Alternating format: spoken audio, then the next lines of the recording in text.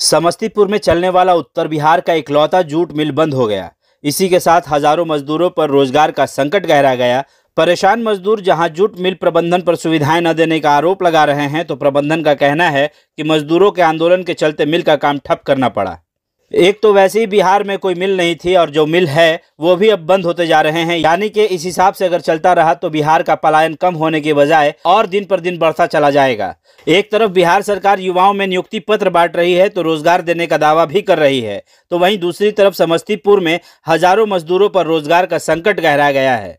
दरअसल उत्तर बिहार का इकलौता जूट मिल था जो कि बंद हो गया। इसी के साथ मिल में काम करने वाले मजदूरों के सामने रोजी रोटी का संकट खड़ा हो गया है। दरअसल मिल में काम करने वाले मजदूर बीते 3 दिनों से मिल प्रबंधन के खिलाफ आंदोलन कर रहे थे। श्रमिक अपनी सुविधाओं में की गई कटौती के विरोध में प्रदर्शन कर रहे थे। आंदोलन के चलते मिल में कोई काम नहीं हो पा रहा था। ऐसे में मिल के प्रबंधक ने काम बंद करने की सूचना नोटिस बोर्ड पर लगा दी। नोटिस में 14 नवंबर सुबह 6 बजे की शिफ्ट से नो वर्क नो पे के तहत काम स्थगित करने की जानकारी दे दी गई। साथ ही ये भी कहा गया कि जूट मिल में अब उन्हीं कर्मचारियों को प्रवेश करने दिया जाएगा जो जरूरी सेवा से जुड़े हुए हैं। प्रबंधन ने नोटिस जारी करने के साथ ही इसकी जानकारी प्रशासन को भी दी, जिसके बाद मिल के बाहर पुलिस बल की तैनाती कर दी गई।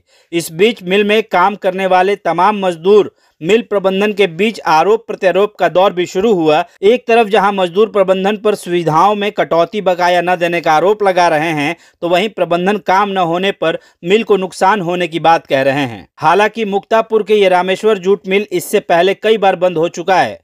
दरभंगा महाराज का मालिकाना हक जैसे ही मिल से हटा, वैसे ही ये कुप्रबंधन का शिकार हो गया। ना तो मिल में नई मशीनें लगाई गईं, ना ही दूसरी सुविधाओं पर ध्यान रखा गया। नतीजा ये हुआ कि मिल का उत्पादन दिन पर दिन कम होता चला गया और आज देखने को ये मिल रहा है कि इस मिल को एक बार फिर बंद कर दिया गया। अब ये मिल खुलेगा या नहीं खुलेगा, इस पर भी असमंजस का माहौल है।